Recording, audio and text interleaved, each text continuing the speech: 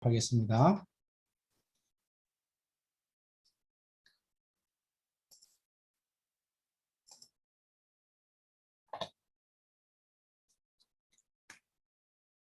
네, 화면 공유가 잘 되었습니까?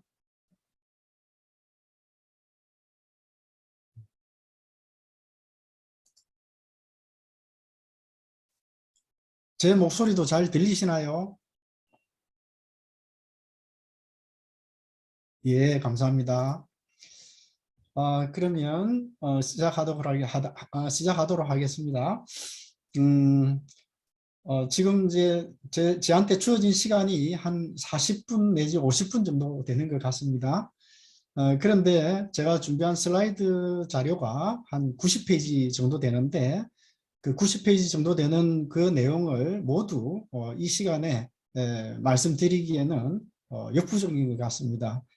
이 정도 그 분량이면 한 3시간 이상 강의를 해야 되는 그런 분량인데 그럼에도 불구하고 슬라이드에 그런 많은 내용을 담은 이유는 여러분들께서 이 블록체인과 가상자산에 대해서 조금 더 관심 있고 이해를 하고자 하시면 좀 잘 참고하셨으면 좋겠다.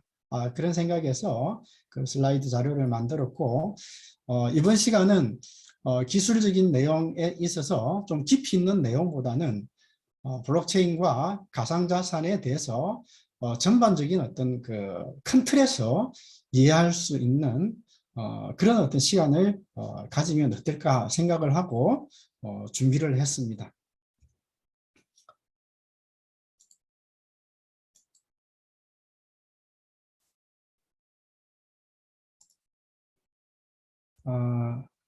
우선은 이 블록체인 이 기술에 대해서 개략적으로 한번 살펴보겠습니다.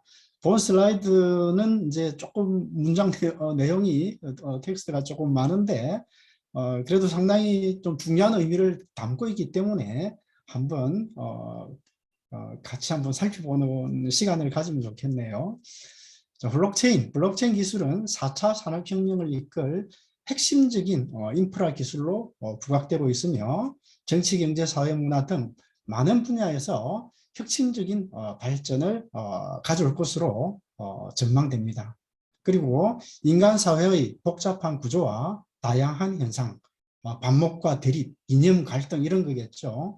이런 것에 대해서 상호 화합과 이해를 증진시키고 보다 투명하고 공정하며 신뢰할 수 있는 인류 사회를 건설하는 데 크게 기여할 혁신적인 기술이기도 합니다. 그래서 본 강좌에서는 블록체인 기술에 대한 개요와 주요 활용 사례를 통해서 미래를 전망해보는 그런 시간을 가질 건데 또 요즘 비트코인이 오락내리락 하면서 많은 사람들의 이제 관심을 받고 있습니다.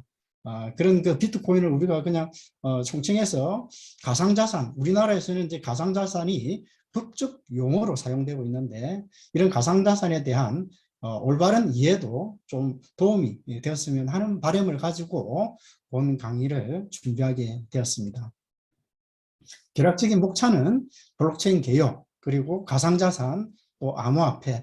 여러분들이 아마 받으신 그 인쇄물에는 이게 가상화폐 이렇게 또 되어 있을 것 같은데요. 비슷한 의미로 사용되기 때문에 그렇게 이해를 해주시면 될 것 같습니다. 그리고 무엇보다 중요한 것은 이제 가상자산 이런 그 암호화폐에 대해서 많은 분들이 투자에 관심이 많으실 텐데 무턱대고 투자를 하면 안 되겠죠. 그래서 이런 우리가 기업 주식을 그 주식 투자를 할 때도 그 주식의 가치 또 그 기업의 가치를 정확하게 잘 알고 투자를 해야 성공할 수 있듯이 이 가상자산도 마찬가지입니다. 그래서 이런 가상자산과 우리가 그 블록체인 플랫폼이라고도 이제 이야기를 하죠. 그런 플랫폼과 가상자산을 어떻게 가치 평가를 할 것인가. 그리고 투자를 할 때 어떻게 유의를 해야 될 것인가 하는 내용도 담고 있고요. 그리고 이제 가상자산 지갑, 그리고 거래소, 그리고 블록체인의 이제 특징, 그리고 활용 분야, 끝으로 미래 전망과 제안에 대한 그런 어떤 소개 말씀을 드리고자 합니다. 여기 이 슬라이드 내용은 이제 그 비탈리 부테린이라고 하는 27세 그 청년입니다. 러시아 출신 청년인데 올해죠. 2021년 5월 14일자에 뉴스를 보면 인도에 1조 원 암호화폐를 기부했다라고 하는 기사가 나와 있습니다. 그래서 이것은 시사하는 바가 굉장히 크다라고 저는 개인적으로 생각을 하고 있습니다. 이 청년의 그 심성이 워낙 착하고 아름다워서 이런 1조 원이라고 하는 이 거금을 인도에 기부했을까? 인도는 그 당시에 지금도 마찬가지겠습니다만은 코로나로 인해서 굉장히 어려운 그런 어떤 상황을 겪고 있었죠. 그래서 이제 그 부분을 살펴보다가 이제 이 청년이 1조 원이라고 하는 그 엄청난 금액을 기부하는 그런 어떤 상황이 벌어졌다라고 이제 보도가 되고 있는데, 저는 이게 이제 블록체인이라고 하는 이 기술이 지향하는 바하고 또 지향하는 그 가치하고 맥을 같이 하고 있는 것이 아닌가, 저는 개인적으로 그렇게 이해하는 부분도 있습니다. 블록체인은 이제 어떤 성격을 가지고 있는지를 먼저 그림으로 한번 살펴보면, 이 그림은 그 고려대학교의 인호라고 하는 교수님이 쓰신 책, 부의 미래에 누가 주도할 것인가 라고 하는 책 속에 들어있는 그림입니다. 그래서 그 그림을 제가 이제 인용을 했는데, 이게 지금 이제 우리가 4차 산업혁명 하면 여러 가지 기술을 이야기하고 있죠. 그래서 그런 기술들을 이 나무에 지금 비유를 하고 있는 그림입니다. 여기 맨 밑바닥에 있는 부분이 이제 나무의 뿌리에 해당이 된다고 볼 수가 있는데, 여기에 블록체인 기술이라고 하는 게 표시가 되어 있죠. 그리고 이제 곁뿌리에 뭐 정보, 컨텐츠, 데이터, 디지털 자산 이런 내용이 있고, 이 나무의 몸통 부분에 보면 이제 빅데이터, 인공지능 이런 기술들이 여기에 포진을 하고 있습니다. 그리고 나무 가지, 이파리 있는 이 부분이 무인자동차, 3D 프린트, 가상현실, 지능형 드론, 또 사물인터넷, 지능형 로봇 이런 어떤 우리가 4차 산업혁명에서 주도적인 어떤 역할을 하는 기술들이 나열이 되어 있죠. 그래서 참 재밌게 잘 표현한 그림이 아닌가, 그런 생각을 하게 되었고요. 저는 또 개인적으로 이 사물 인터넷이라고 하는 이 기술이 이 나무의 이 몸통 부분에 들어갔으면 어땠을까, 제 개인적으로는 그런 생각도 해봤습니다. 조금 전에 보셨던 그 책은 2020년도에 이제 발간이 되었죠. 이 슬라이드 내용은 제가 2019년도에 이제 우리 학생들한테 한 학기 동안 이제 스크래치를 강의한 적이 있었는데, 이때 이제 재미삼아 한번 만들어 본 그림입니다. 그래서 여기에 이제 그 개념 비슷한 개념으로 이제 만들어진 게 아닌가, 저는 그렇게 생각을 하는데, 맨 밑바닥 뿌리에 해당하는 요 맨 밑바닥에 이제 블록체인이라고 하는 기술이 있고, 그 주위에 이제 스마트폰, 신재생에너지, 자율주행차, 드론, 빅데이터, 인공지능 이런 여러 가지 기술들이 위에 있는데, 이것은 초고속 인터넷망을 통해서 다 이렇게 연결이 되는 이런 구조를 생각을 하고 이제 이런 그림을 이제 생각을 만들어 봤고요. 이러한 기술들이 교육, 정치, 경제, 사회, 문화 거의 모든 영역에서 두루 폭넓게 활용되는 그런 의미로 이런 그림을 그렸습니다. 블록체인 역사를 먼저 한번 살펴보면 우리가 비트코인을 빼고 생각할 수가 없습니다.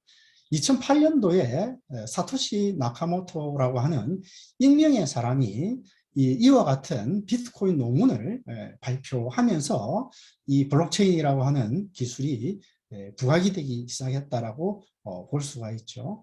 그리고 2009년도에 이제 이 비트코인의 첫 거래가 이루어졌는데, 2010년 5월에는 만 개의 비트코인이 피자 2판에 거래가 되는 그런 사건도 있었다고 그러죠. 그래서 이 비트코인은 블록체인 기술을 기반으로 만들어진 최초의 암호화폐로 그렇게 이제 알려져 있습니다. 그리고 현재 이 비트코인 하나가 어제 이 11월 10일자 기준으로 8,050만 원 정도에서 거래가 되는 것을 봤습니다. 지금은 8천만 원이 조금 떨어진 것 같기도 해요. 그런데 이제 이때 이제 이 시점에 어떤 사건이 있었느냐 하면 2008년 미국의 대형은행 리먼 브러더스가 파산을 하는 그런 어떤 사건이 있었습니다. 이 파산은 미국의 어떤 금융 시스템 그리고 그 여러 가지 이게 이제 그 금융 시스템의 어떤 재반 문제가 이제 현실로 드러나는 그런 어떤 사건이 되어 버린 거죠. 그러면서 이 비트코인이 자연스럽게 등장을 하게 되었고 또 많은 사람들의 주목을 받는 그런 어떤 상황이 벌어지게 되었다라고 이해를 할 수가 있을 겁니다. 조금 전에 제가 말씀드렸죠. 2010년에 이런 일이 있었습니다. 이것은 이제 비트코인에 대해서 잠깐 보면 죄송합니다. 지금 화면이 지금 종료가 되었죠. 죄송합니다. 지금 제 컴퓨터에서 약간 문제가 생긴 것 같아서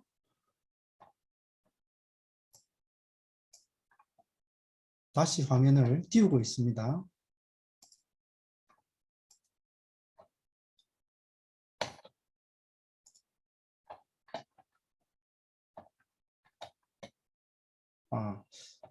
혹시 지금 잘 보입니까? 화면이?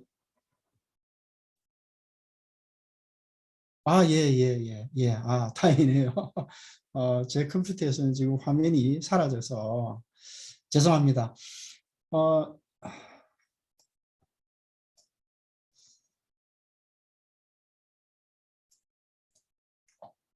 이게 잠깐만요. 예, 2020년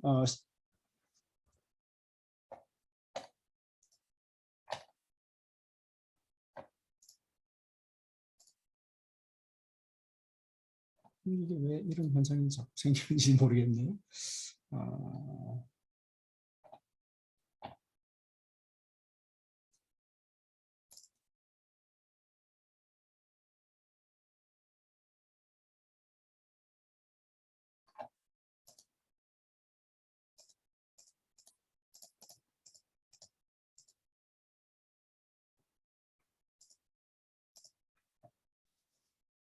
음.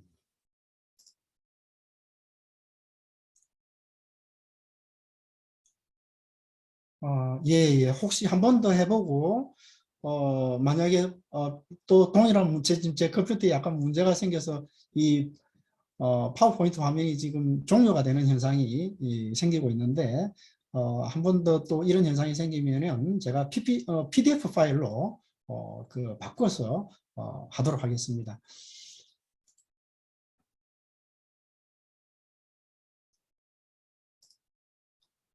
지금 여기 보시는, 여기 화면 잘 보이시죠? 예, 감사합니다. 2020년 11월 8일 기준으로 이제 그 비트코인 시세가 나와 있는데, 이 당시에 1,600만 원 정도 거래가 된 것을 볼 수가 있고, 이 당시 시가총액은 311조 원 정도 되는 그런 금액이었습니다. 그리고 이제 2021년 6월 30일 기준, 이것은 이제 제가 그 당시에 그 점에 아마 특강을 해서 이 자료가 있는 것으로 알고 있습니다. 2021년 6월 30일 기준으로는 비트코인 하나가 4,100만 원 정도의 거래가 되었고 시가총액이 759만 원 정도 이렇게 되었죠. 그리고 이거는 어제 제가 이제 이그 비스에 들어가서 한번 보니까 화면이 좀 바뀌었더라고요. 8,055만 원에 거래가 되고 있었고 시가총액이 1,492조 정도 되는 그런 금액을 보여주고 있었습니다. 그 선물을 주신다고 해서 제가 깜짝 선물을 위한 돌발 퀴즈를 준비했는데요. 이 퀴즈의 수준은 이 본 컨퍼런스에 참석해 계시는 분들의 수준하고는 전혀 상관없는 무관한 질문이기 때문에 오해는 안 하셨으면 좋겠다는 말씀을 먼저 드리고 제가 질문을 드리겠습니다. 가상자산 시가총액이 2위에 올라와 있는 가상화폐는 이더리움으로 잘 알려져 있습니다. 그렇다면 1위인 가상자산 암호화폐는 무엇일까요? 하는 것이 질문입니다. 예, 예, 비트코인 정확하게 답변을 잘 해주셨습니다. 예, 자, 그 다음으로 넘어가도록 하겠습니다. 여기 1-1/3이라고 되어 있는 것은 이 돌발 퀴즈 3개 중에 첫 번째다 그런 의미가 되겠습니다. 자, 블록체인 정의 한번 보겠습니다. 블록체인은 신뢰에 기반한 분산 원장 기술이다라고 할 수가 있는데요. 또 다르게 또 표현을 한다면 거래 정보를 기록한 원장을 특정 기관의 중앙 서버가 아닌 P2P, peer-to-peer 네트워크에 분산하여 참가자가 공동으로 기록하고 관리하는 기술이다라고 또 정의할 수가 있겠고요. 세 번째는 이제 좀 더 컴퓨터를 전공한 사람들이 어쩌면 좀 더 잘 이해할 수 있는 용어가 섞여 있다라고 볼 수가 있겠는데요. 분산된 네트워크상에 컴퓨팅 자원을 모아 거대한 연산과 저장 능력을 확보하고 이를 기반으로 중앙 서버 없이 모든 작업을 처리하고 검증하는 기술이다라고 정의를 할 수가 있겠습니다. 우리가 사화를 볼 때 위에서 볼 때와 또 좌우에서 볼 때 그리고 아래쪽에서 볼 때 이 사과의 모양이 다 다르게 보입니다. 블록체인도 사실은 마찬가지인데 여러 가지 관점에서 볼 수가 있습니다. 철학적인 관점, 경제학적인 관점, 사회학적인 관점, 또 공학적인 관점. 그래서 만약에 우리가 철학적인 관점에서 본다라고 하면 가치라고 하는 것을 생각을 해볼 수 있지 않겠느냐. 그리고 경제학적인 관점에서 본다면 요즘 뭐 토큰 경제 이야기를 많이 하는데 또 플랫폼 경제, 프로토콜 경제, 데이터 경제 이런 이야기를 많이 하고 있죠. 또 사회학적인 관점에서 본다면 신뢰와 보상이라고 하는 것을 또 떠올려 볼 수가 있을 것 같고요. 공학적인 측면에서 보면 기술 융합을 또 우리가 생각을 해볼 수가 있을 겁니다. 물론 이 네 가지 측면만 있는 것은 아니겠죠. 블록체인 기술의 이제 특징을 한번 살펴보면 우리가 인터넷이 처음 우리 국내에 들어온 시점이 1990년대 초반 정도 됩니다. 그래서 그때 이제 인터넷 기술이 들어오면서 보급이 되기 시작했는데 그때 이제 인터넷이 보편화되고 널리 활용되면서 이거는 인터넷 혁명이다 이런 이야기를 많이 했었습니다. 그런데 이 블록체인 기술에 대해서는 제2의 인터넷 혁명이다라는 이야기를 하고 있습니다. 그리고 또 진정한 가치의 인터넷이다 이런 이야기도 하고 있죠. 결합적인 특징을 보면 이것은 이제 탈중앙 그리고 또 가용성, 안정성, 추적성, 불변성을 또 생각을 할 수가 있고 또 탈중개성을 생각을 할 수가 있습니다. 그리고 그 외에도 신뢰, 공유, 위변조 방지, 그리고 보상을 통한 동기부여, 비용의 절감, 또 업무의 효율성과 생산성, 투명성 이런 것들을 생각을 할 수가 있죠. 우선 이 블록체인 용어를 한번 보면 잘 아시겠지만 이 블록이라고 하는 이 단어와 체인이라고 하는 단어가 합쳐진 합성어다라고 볼 수가 있습니다. 이 블록은 우리가 이 벽돌 모양의 이것도 우리가 블록이라고 이야기를 하죠. 이 벽돌이 모여가지고 집이 만들어지기도 하고 탑도 만들어지기도 하고 도로가 건설이 되기도 합니다. 또 이것은 이제 레고 블록이죠. 이런 레고 블록도 결합이 되어서 이런 집, 그리고 장난감 배, 장난감 인형 이런 것들을 만들 수가 있죠. 자, 이것은 제가 아까 잠깐 말씀드렸던 스크래치 블락 프로그래밍 기술인데 여기에 파란색으로 되어 있는 것이 이제 블락이죠. 이런 블락들이 오른쪽에 요 중간에 있는 이와 같은 형태로 결합이 되어서 뭐 여러 가지 형태의 결과물, 게임도 만들어지고요. 여러 가지 형태, 아까 제가 보여드렸던 그런 결과물, 블록체인이 밑바닥에 있고, 그 다음에 이제 여러 가지 기술들이 올려져 있는 그런 것들을 애니메이션 형태로 이제 만든 그런 스크래치 자료인데, 그와 같이 다양한 형태의 결과물을 얻어낼 수가 있습니다. 자, 여기서 본 강좌에서 이야기하는 이 블록체인, 이것도 마찬가지죠. 블록이라고 하는 것이 결합된 형태인데, 여기서 블록이라고 하는 것은 이 안에 뭐가 있느냐 하면 다양한 거래 정보가 들어 있습니다. 여기에는 데이터라고 하는 것과 프로그램이라고 하는 것 두 가지가 들어가 있는 형태다라고 볼 수가 있고요.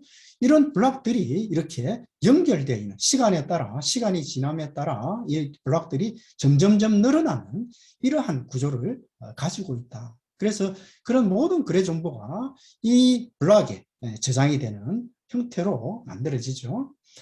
이것은 이제 조금 전에 제가 말씀드렸던 이제 비트코인의 한 예를 보여드리는 건데, 하나의 블록 안에는 이런 블록 해시라고 하는 정보와 블록 헤드 그리고 블록 바디라고 하는 정보가 들어 있습니다.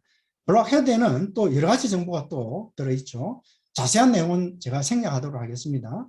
블록 바디에는 또 많은 거래 정보들이 들어가 있습니다. 그래서 이런 블록들이 쭉 새로 만들어지면서 연결되는 그런 구조를 가지고 있다. 그렇게 이해를 하시면 될 것 같고요. 우리가 지금까지 이제 인터넷을 이용을 할 때 이와 같은 왼쪽에 있는 이런 그림의 형태를 주로 이용했다라고 볼 수가 있습니다. 그래서 이 중앙에 있는 중앙기관 혹은 중앙에 있는 서버에 모든 정보들이 다 저장이 되고 기록되는 그런 형태죠. 그럼 여기에 인터넷으로 연결되어 있는 여러 컴퓨터들이 이 중앙에 있는 정보들을 가져와서 본다든가, 거래가 이루어지면 그 거래 정보가 이 중앙 서버에 다 저장이 되는 이런 구조인데, 블록체인은 그렇지가 않죠. 중앙 서버라고 하는 개념이 없습니다. 분산되어 있는 컴퓨터에 모든 거래 정보가 분산되어서 정보들이 저장이 되는, 아까 요 블록들이 연결이 되어서 블록체인이 형성이 된다라고 말씀드렸는데, 이 모든 정보가 여기에 연결되어 있는 모든 컴퓨터에 저장이 되어서 관리되는 그런 성격을 가지고 있습니다. 이렇게 하는 것은 이제 여러 가지 사실은 의미가 있죠. 중앙에 있는 그 서버 컴퓨터 하나를 두게 되면 만약에 이 서버 컴퓨터가 파손이 되었을 때 굉장히 심각한 문제가 생기고, 또 위변조가 되었다라고 했을 때도 문제가 또 생기겠죠. 그리고 이 서버를 담당하는 사람이 항상 있습니다. 관리자가 있죠. 관리자가 악한 마음을 먹게 되면 또 커다란 대형 사고가 생길 수가 있습니다. 그런 제방 문제점들을 이런 블록체인과 같은 거래 방식을 사용하게 되면 그런 많은 문제점들을 해소할 수 있는 그런 환경을 제공해 줄 수가 있기 때문에 아주 중요한 그리고 크게 부각이 되고 있는 그런 기술이다라고 이해를 하시면 될 것 같습니다. 이 블록체인 시스템에서는 여러 가지 주요 기술과 알고리즘들이 사용되고 있는데요. 기본적으로 알고리즘 또 해시 함수라고 하는 것이 또 아주 유용하게 다양한 목적으로 사용이 되고 있고요. 또 개인키, 공개키, 공개주소, 또 전자서명, 또 다원곡선 암호라고 하는 거, 또 합의 알고리즘이라고 하는 이런 것들이 주요 기술로 사용이 되고 있습니다. 물론 이것만 있는 것은 아니죠. 이 시간에는 이러한 내용들을 자세하게 다루지는 않도록 하겠습니다. 시간 관계상. 그래서 뒤에 여러 가지 내용들이 소개가 되어 있습니다만은 이 자료는 나중에 여러분들이 필요하실 때 한 번 더 살펴볼 수 있도록 하면 좋겠고, 여기에 보시면은 사이트 주소가 많이 나와 있습니다. 여기 사이트 주소도 여러분들이 나중에 접속을 해서 한번 살펴보시면 이러한 내용을 이해하는데 많은 도움이 될 수가 있을 겁니다. 그리고 특히 여기 이 사이트로 접속을 하게 되면 이런 화면이 그 웹상에서 뜨게 되는데, 이 요 상단 부분에 비밀번호를 넣게 되면 이 개인 키라고 하는 것과 프라이빗 키, 또 퍼블릭 키, 공개 키라고 하는 거, 또 공개 주소라고 하는 또 이거는 이제 지갑 주소로 사용이 되죠. 이런 값들이 어떤 과정을 거쳐서 생성이 되는지 실시간으로 보여주고 있습니다. 이해하는데 아주 도움이 될 수가 있을 겁니다. 그리고 이제 전자서명과 관련된 내용, 또 이 전자서명을 이용하는 데 있어서 또 주요하게 사용되는 타원곡선 암호라고 하는 최근에 많이 활용되는 그런 기술이 있죠. 그리고 이 부분은 이제 제가 조금 복잡하기 때문에 넘어가도록 하고요. 다음에 이제 이 합의 알고리즘이라고 하는 것이 있죠. 합의 알고리즘이라고 하는 것은 아까 제가 이제 블록이 쭉 생성이 되어서 쭉 연결이 되어 가지고 블록체인이 만들어진다라고 말씀을 드렸는데, 이 블록을 누가 생성을 하고 그 다음 그 블록을 연결을 시킬 수 있는 권한을 누구한테 부여할 거냐 하는 것이 이제 이 합의 알고리즘이다라고 이해를 하시면 좋을 것 같습니다. 이와 같은 그 합의 알고리즘은 아주 많은 그런 방법이 있는데, 초창기에 나타난 대표적인 알고리즘이 작업증명, POW, Proof of Work라고 하는 방법이 있고, 또 지분증명, POS, Proof of Stake라고 하는 자신이 보유하고 있는 지분만큼 블록을 생성하고 연결시킬 수 있는 권한을 가진다 그런 거죠. 작업증명은 컴퓨팅 파워, 얼마나 내가 빠른 컴퓨터를 이용해서 처리를 할 수 있느냐 하는 그 능력을 가지고 이 블록 생성 권한이 부여되는 그런 방법이라고 볼 수가 있고요. 윈 지분 증명이라고 하는 것은 디포스라고 해서 이 지분 증명에다가 윈하는 그런 어떤 부분을 추가해서 만든 합의 알고리즘이다라고 볼 수가 있습니다. 그렇지만은 이런 이제 이 합의 알고리즘들이 다 완벽할 수는 없겠죠. 그래서 그런 부분을 보완하기 위해서 새로운 많은 그 합의 알고리즘이 만들어져서 활용이 되고 있고, 또 그러다 보니까 이제 또 다른 새로운 블록체인 플랫폼, 또 그 플랫폼에서 만들어지는 가상자산 이런 것들이 전 세계적으로 유통이 되고 있다라고 이해를 하시면 되겠습니다. 그리고 이제 양자 컴퓨터가 등장했을 때 이게 굉장히 큰 문제가 생기는 것은 아니냐. 이 블록체인이라고 하는 이 시스템이 과연 의미가 있는 가치가 있는 그런 어떤 시스템이 될 수 있느냐 하는 논란도 많이 있어 왔죠. 제 개인적으로는 이런 양자 컴퓨터가 등장을 한다 하더라도 그 일시적으로 혼란은 생길지는 몰라도 궁극적으로는 큰 문제 없이 진행이 될 것이다라고 저는 보고 있고요.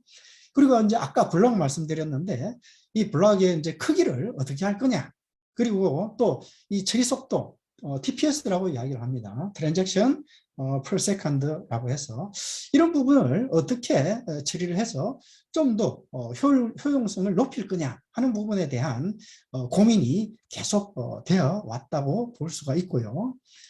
그리고 이제 이 트릴레마라고 하는 문제가 지속적으로 제기되어 왔습니다. 이것은 이제 확장성, 그리고 보안성, 탈중앙성, 이 세 가지를 다 만족시키면서 이 블록체인 플랫폼 이 시스템을 운영하기에는 어려움이 있지 않느냐 하는 이제 이야기가 또 고민이 많이 있어 왔는데, 기술은 계속 진화하고 발전하죠. 그래서 이런 부분들도 많은 부분 개선이 되고 있다는 말씀을 드릴 수가 있을 것 같습니다. 그 다음으로 이제 가상자산, 또 가상화폐, 암호화폐, 비슷한 의미로 혼용해서 쓰고 있다라고 볼 수가 있고요. 가상자산은 아까 서두에도 제가 말씀드린 것처럼 우리나라에서는 이제 법적 용어로 사용이 되고 있습니다. 그래서 이게 특정금융거래정보의 보고 및 이해 등에 관한 법률이 2000 작년 그러니까 올해죠. 2021년 5월에 이제 그 시행이 되었습니다. 그 2020년도에 2020년 5월에는 이제 공표가 되었고 올해 5월부터 이제 시행이 되었는데 일명 특급법이라고도 불리기도 하죠. 여기에 이제 정의되어 있는 가상자산이라고 하는 것은 이렇게 나타내고 있습니다. 참고로 제가 그냥 그 보시라고 제가 이제 이 정의에 해당되는 부분을 발췌를 했는데 경제적 가치를 지닌 것으로 전자적으로 거래 또는 이전될 수 있는 전자적 정표 그에 관한 일체의 권리를 포함한다라고 되어 있죠. 이러한 전자적 정표를 가상자산이다라고 정의를 하고 있습니다. 우리가 화폐를 보면 옛날에 물물 교환하던 시대가 있었죠. 그래서 그 당시 이제 이 물품 화폐 또 우리가 한때 소금이 아주 중요한 이 그 자산으로서 활용이 되는 그런 시대가 있었다고 이야기를 하죠. 그리고 이제 금속화폐, 그리고 이제 신용화폐, 또 전자화폐, 또 가상화폐, 또 이어서 이제 또 암호화폐라고 하는 이야기를 해왔습니다. 그러면서 또 그러한 내용을 이제 총칭해서 디지털 자산, 또 디지털 화폐 이런 용어를 또 사용을 하기도 했죠. 그래서 우리나라에서는 어쨌든 이러한 것들이 이제는 가상자산이라고 하는 용어를 가지고 지금 총칭해서 쓰고 있다라고 볼 수가 있겠고요. 암호화폐 이것은 이제 영어로 보면 크립토 커런시라고 하는 두 단어가 합쳐진 그런 합성어다라고 볼 수가 있고요. 크립토는 암호화 이런 의미가 되고 커런시는 이제 통화, 화폐 이런 의미를 가지고 있죠. 그래서 인터넷 환경에서 암호화 기술을 이용하여 소유권을 증명하고 거래할 수 있는 디지털 화폐다. 이렇게 이해를 할 수가 있겠습니다. 가상자산의 종류를 보면 이제 여러 가지가 있을 수가 있는데요.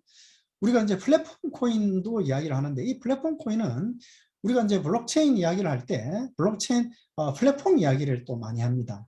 결합적으로 이제 말씀을 드리면은 블록체인은 그 퍼블릭 블록체인, 또 프라이빗 블록체인, 컨소시엄 블록체인 크게 한 세 가지 정도로 분류를 하죠. 비트코인이나 이더리움 같은 경우에는 이제 대표적인 퍼블릭 블록체인이라고 이야기를 합니다. 누구나 그 네트워크에 참여할 수 있는 그런 어떤 성격을 가지고 있죠. 그런 곳에서 이제 발행돼 가지고 운영되는 코인을 우리가 플랫폼 코인이라고 이야기를 합니다. 그런데 이제 참고로 그런 플랫폼상에서 특정 서비스를 위해 가지고 애플리케이션이 만들어지면서 그 어떤 토큰이라고 하는 것을 발행을 할 수가 있는데 거기서 특정 애플리케이션에서 동작되는 혹은 특정 게임에서 동작되는 그런 어떤 그 어떤 코인 형태를 우리가 이제 일반적으로 이제 토큰이다라고 이야기를 하죠. 그래서 조금 엄밀하게 구분을 하면 코인과 토큰을 그렇게 구분을 하기도 하지만 그냥 보면 대체적으로 혼용해서 많이 사용하고 있다라고 이해를 해주셔도 무방할 것 같습니다. 어떤 기능적인 어떤 형태로 분류를 해본다면 지불형 코인, 어떤 지급 결제 수단으로 사용하는 거죠.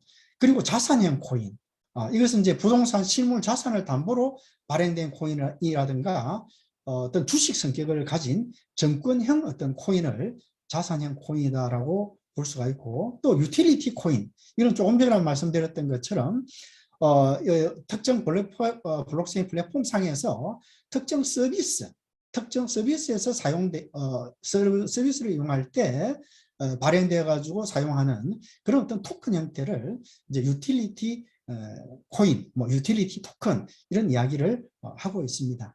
그리고 이제 스테이블 코인이라고 하는 것도 있는데 이것은 이제 가령 이제 달러 1달러와 그 같은 형태로 그 변동폭을 가지고 움직이는 그런 조금 특화된 특수한 형태의 그런 코인을 이제 스테이블 코인이다라고 부르고 있습니다. 그리고 또 최근에 이제 CBDC 이야기를 많이 하고 있죠. 이 CBDC는 그 특정 국가의 중앙은행에서 발행하는 그런 디지털 화폐를 CBDC라고 이야기를 또 하고 있습니다. 이런 것 하나하나를 또 자세하게 설명하려면 시간이 또 많이 걸리기 때문에 이런 정도로 하고 다음으로 넘어가도록 하겠습니다.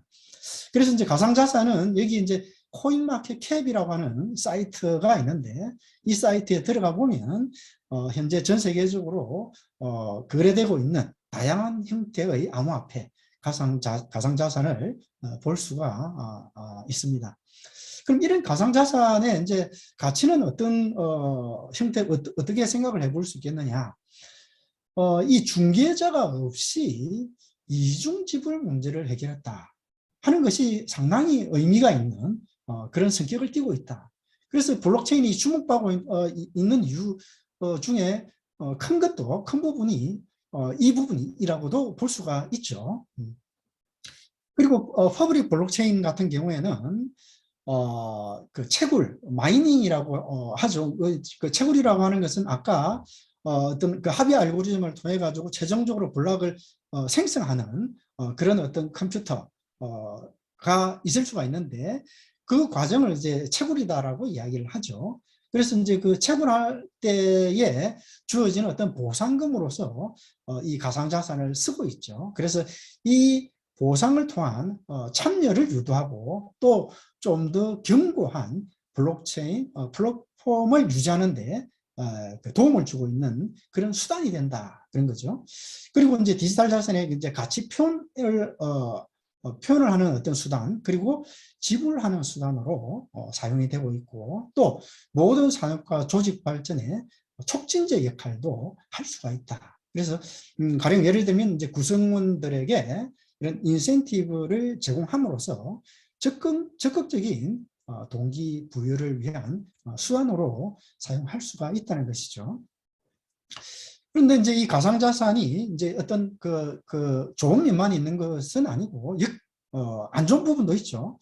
순기능을 생각을 하면 이제 유무형 자산을 좀 더 수월하게 쉽게 거래할 수 있다는 거, 또 포인트 마일리지 이런 것들을 좀 더 투명하게 또 폭넓게 활용할 수 있다는 거, 국내외 금융 거래가 훨씬 더 빠르고 효율적으로 처리할 수 있다. 그리고 다양한 형태의 DApp은 우리가 블록체인 시스템에서 플랫폼에서 애플리케이션 소프트웨어를 만들 수가 있는데 그것을 이제 DApp이라고 부르고 있습니다. Decentralized Application이라 탈중앙화 애플리케이션이라고 이제 부르죠. 그래서 DApp이라고 하는데 이런 다양한 형태의 이런 서비스들도 활용할 수가 있고 또 블록체인 생태계를 확립하고 정립해 나가는데 큰 도움을 줄 수 있다라고 볼 수가 있죠. 이것은 이제 실명 거래이든 익명 거래이든 상관이 없다. 그런데 역기능 같은 경우도 있죠. 이것은 이제 익명 거래인 경우에 해당이 될 수가 있을 텐데 불법 자금을 거래한다든가 자금 세탁을 한다든가 또 불법적인 마약, 무기 거래를 한다든가 또 뭐 정례세나 이 상속세 같은 경우에 탈세를 한다든가 이런 부분에 대한 역기능도 생각을 할 수가 있습니다. 그리고 이제 이 가상자산을 어떻게 평가하고 또 이해를 할 것인가. 가상자산뿐만 아니라 이 블록체인 플랫폼도 똑같은 성격이죠. 여기 이제 우리 그 한국 블록체인 학회에서 이 평가한 기준이 있어요. 그래서 개략적으로 보면 토큰 구조를 평가하고 BM, 비즈니스 모델을 평가하고 또 이 관련된 조직 그리고 경영 성과, 기술에 대한 평가를 해서 그 가치를 평가한다 이렇게 되어 있죠. 그리고 이제 이 쟁글이라고 하는 여기서 또 그 평가하는 기준이 있는데 좀 유사합니다. 그 회사, 그 플랫폼, 가상자산이나 그 블록체인 플랫폼을 운영하는 회사가 있다면 그 회사의 회사 그리고 팀의 역량을 보고 또 IR, 그 가치죠. 회사의 가치가 되겠죠. 속에서 공시활동 그리고 재무상의 어떤 건전성 또 토큰의 지배구조, 경영 성과, 또 기술이나 기술 감사나 법률 자문을 정기적으로 잘 받고 있는지 어떤지 이런 그 재관사항들을 살펴보고서 이 가치를 제대로 평가할 필요가 있다. 그런 내용을 담고 있습니다. 이와 관련해서 좀 더 자세한 내용은 요 아래쪽에 있죠. 부산연구원의 연구보고서로 부산의 블록체인 비즈니스 활성화라고 하는 주제로 저하고 저희 그 대학의 유수중 교수님, 그 북학과에 계시는 분인데 그 이 연구 보고서를 만들었습니다. 그래서 최종 이제 인쇄본이 그 만들어졌고 조만간에 12월 중순경에는 이제 발간이 되지 않을까 생각을 하고 있는데요. 이 연구 보고서에는 대략적으로 이런 내용을 담고 있습니다. 오늘 제가 강의한 내용에 대해서 좀 더 자세한 내용이 들어있다라고 이해를 하시면 될 것 같아요. 그래서 연구개요, 블록체인 기술개요, 그리고 화폐제도, 그리고 가상자산과 거래소, 그리고 법제도와 관련된 내용, 그리고 이 재현, 부산 블록체인 비즈니스 활성화를 위해서 어떻게 하면 좋겠는가 하는 재현과 관련된 내용, 그리고 이제 결론이 있고 부록이 있습니다. 그래서 전체 내용은 본문이 170페이지 정도가 되고요. 부록까지 포함하면 한 260페이지 정도 되는 그런 분량인데, 이게 이제 나중에 출간이 되면 부산 연구원 홈페이지에서 무료로 다운받으실 수가 있습니다. 관심 있는 분들은 그 자료를 한번 다운받아서 살펴보시면 어떨까 하는 말씀을 드리고요. 그리고 이제 투자 유의사항 한번 살펴보겠습니다. 이것은 미국 증권거래위원회에서 만든 자료로 소개가 되어 있는데, 이것은 이 코린이를 위한 코인의 모든 것이라고 하는 이 도서에 들어있는 내용을 제가 인용을 했습니다. 이 가상자산을 투자를 할 때 정확히 누구에게 투자를 할 것인가를 생각할 필요가 있고, 또 투자금이 어디에 무엇을 위해 사용되는가, 그리고 투자에 대한 권리가 보장이 되는가, 또 이 재무제표가 있는가, 또 정기적인 감사를 받고 있는가, 조금 전에 제가 말씀드린 것하고 중복되는 부분들이 들어있죠.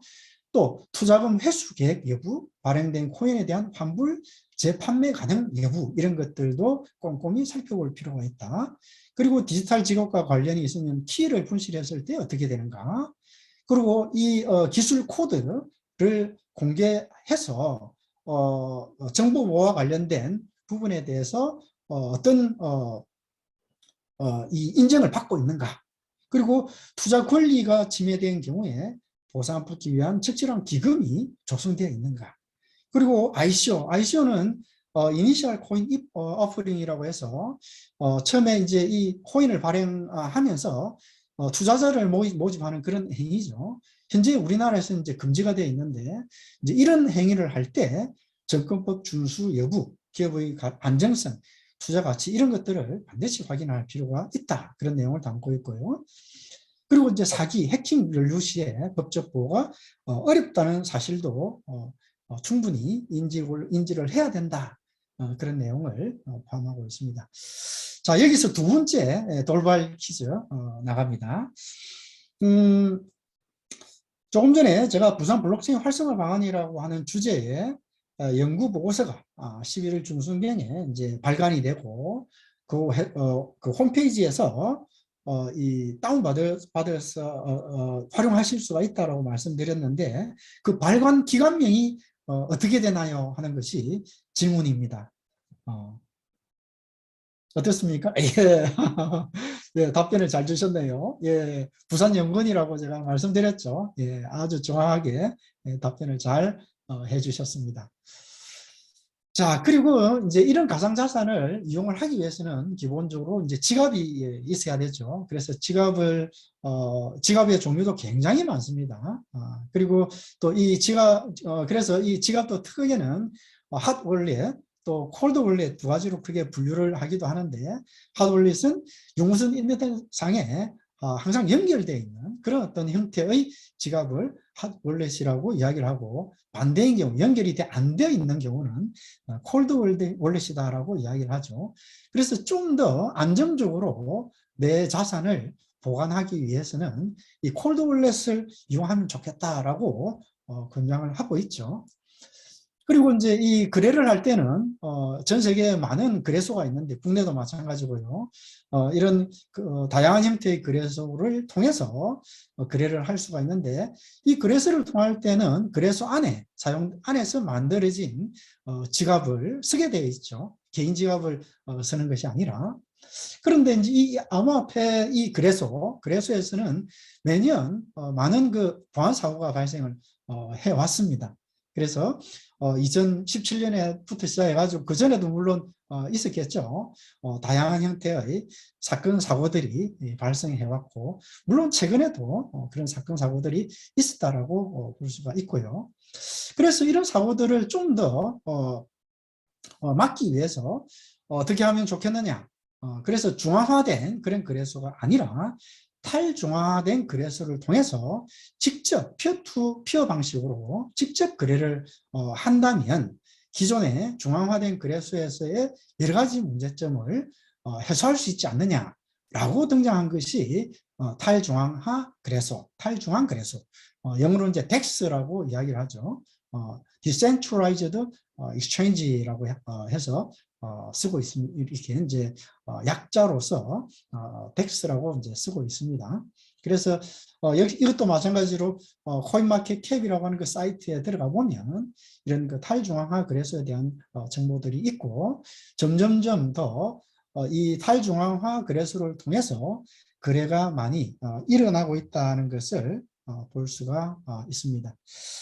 지금 시간이 예정된 시간을 조금 넘어가고 있는 듯한 느낌을 받는데 최대한 빨리 진행하도록 하겠습니다. 제가 그 준비한 자료가 여기 지금 현재는 슬라이드가 54인데 70까지 가야 되는데 한번 보겠습니다. 그래서 아까 잠깐 소개 말씀을 드렸습니다만은 다양한 분야에서 이제 활용이 된다는 것을 보여드리고 있죠.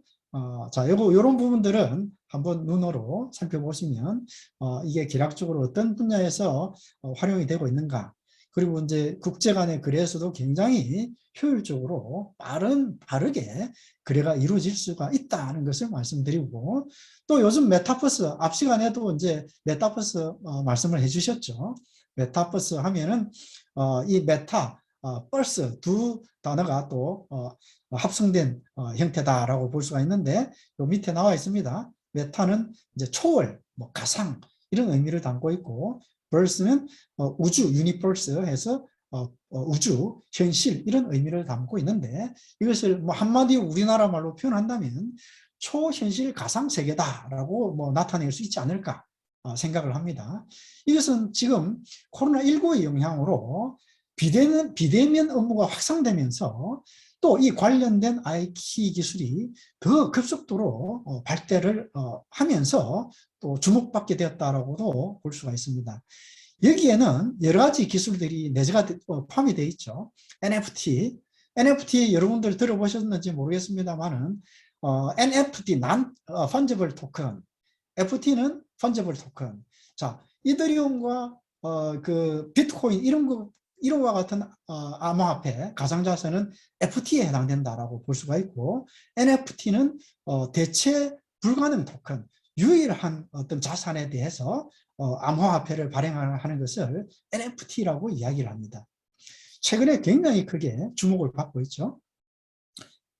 그리고 이제 이 그 AR, VR 기술, 증강현실, 가상현실 두 개 합쳐서 혼합현실, 믹스드 리얼리티, 또 이것을 또 아우르는 증강현실, 뭡니까? 확산현실 이야기를 하죠. 그리고 이제 이것들이 이제 블록 시스템과 또 게임 산업 이런 여러 가지 어떤 산업과 결합이 되면서 하나의 이 메타버스 안에서 이제 운영이 되는 이런 어떤 상황이 전개되고 있다. 그리고 이제 이 메타버스가 다양한 형태의 플랫폼들이 등장하면서 사용이 되고 있죠. 미니 홈피의 원조라고 하는 싸이월드가 또 최근에 그 일시 중단되었다가 다시 재오픈을 준비하고 있고, 그 위메이드라고 하는 업체의 미르4라고 하는 그 게임은 이 NFT 그리고 이제 NFT 메타버스와 접목이 되면서 크게 이제 주목을 받기 시작했는데, 그러면서 이 위메이드의 주가가 아주 폭등하는 그런 어떤 상황이 전개되기도 했습니다. 자, 마지막 세 번째 질문 드리겠습니다. 아까 제가 NFT라고 하는 말씀을 잠깐 드렸는데, 이 NFT의 의미가 무슨 의미인가 하는 질문입니다. NFT. 예. 대체 불가능 토큰이죠. FT가 대체 가능 토큰이고, NFT는 대체 불가 토큰 혹은 대체 불가능 토큰. 이렇게 예, 답변을 잘 해주셨네요. 역시 non-fungible 토큰 맞습니다. 예, 감사합니다. 자, 그 다음에 이것은 이제 부산에 그 2019년도에 규제 자유 특구로 지정이 되면서 이 블록체인 관련된 어떤 그 산업 연구가 많이 진행되고 있고, 다양한 프로젝트가 준비가 되고 있는 상황입니다. 참고로 이제 비패스라고 하는 앱이 있는데, 이거는 현재 그 사용이 되고 있죠. 이 비패스라고 하는 앱을 통해 가지고 다양한, 여기 보시는 것처럼 다양한 서비스들이 지금 제공되고 있다 하는 것을 참고로 여러분들 보시면 좋겠다. 그리고 최근에 이게 올해 11월 2일자 보도인데, 정부에서, 우리나라 정부죠, 메타버스 블록체인 산업 육성을 위해서 2조 6천억을 투입한다는 그런 기사가 보도된 바도 있습니다. 그런데 이게 이게 일회성으로 끝나지는 않을 거다라고 저는 그렇게 기대를 하고 있고요. 전 세계에서도 이 블록체인에 대한 관심과 연구가 많이 진행이 되고 있다 하는 말씀을 드리고, 특히 중국을 굉장히 우리가 예의주시할 필요가 있다는 말씀을 꼭 드리고 싶고요. 결국 이런 어떤 그 블록체인 시스템을 통해서 궁극적으로는 개인의 주권 회복, 그리고 신뢰사회, 투명한 사회, 그리고 궁극적으로는 직접 민주주의를 실현하는 데 있어서 굉장히 중요한 역할을 할 것으로 보고 있습니다. 마지막으로 이 4차 산업혁명 하면 우리가 초지능, 초연결, 초융합, 그리고 초신뢰 사회 이야기를 합니다. 이 블록체인과 가상자산 산업의 활성화를 위해서는 반드시 필요하고, 많은 분들의 지혜를 모을 필요가 있다는 말씀을 드리고 싶습니다. 최근 많이 주목받고 있는 인공지능 기술, 빅데이터, 사물인터넷, 이런 기술들과 제가 오늘 주제로 삼고 있는 이 블록체인 기술은 서로 융합이 되어서 다양한 분야의 산업을 성장을 주도할 것입니다. 개방형 정부와 국경 없는 가상자산 시대가 도래하고, 가상자산에 대한 투기적 열풍으로 인해서 블록체인의 본질이 많이 훼손된 바가 있는데, 이 신뢰 회복을 위한 가치 재정립도 필요하다라고 볼 수가 있겠고요. 전향적인 그리고 아주 혁신적인 법 제도의 정착도 꼭 필요합니다. 그리고 다양한 분야의 전문가도 참여해야 되고, 물론 이 블록체인 개발을 위한 전문 인력도 양성이 되어야 합니다. 그리고 올바른 블록체인 생태계를 확립하고 조성을 해야 되겠고요. 또 무엇보다 인공지능 그리고 블록체인 기술이 융합된 고성능 블록체인 플랫폼 개발이 꼭 필요하다. 이것은 국가적으로 지원을 할 필요가 있고, 국가에서 어쩌면은 전담을 해서 개발할 필요가 있다는 말씀을 꼭 드리고 싶고요. 최근에 이제 국가 주도로 CBDC 등 그 블록체인 인프라 구축에 국가가 나서고 있는 상황인데, 전폭적으로 지원을 해야 된다는 말씀을 꼭 드리고 싶습니다. 그리고 이것은 지역, 국가, 인류 사회가 발전하는데 초석이 되는 것이기 때문에 저는 이런 부분에 대해서 꼭 강조해서 말씀을 드리고 싶습니다. 제가 준비한 내용은 여기까지입니다. 경청해 주셔서 감사드리고요. 시간이 아마 조금 오버가 됐는데 혹시 질문이 있으신 분은 질문을 해 주시기 바랍니다. 질문을 질의응답을 할 수 있는 시간이 되는지는 잘 모르겠습니다만은 예, 예. 지금 그 프라이빗 블록체인도 간단하게 설명해 주실 수 있나요? 라고 하는 질문도 해 주셨는데 퍼블릭 블록체인은 그 블록체인 네트워크 상에 다양한 어떤 컴퓨터가 이제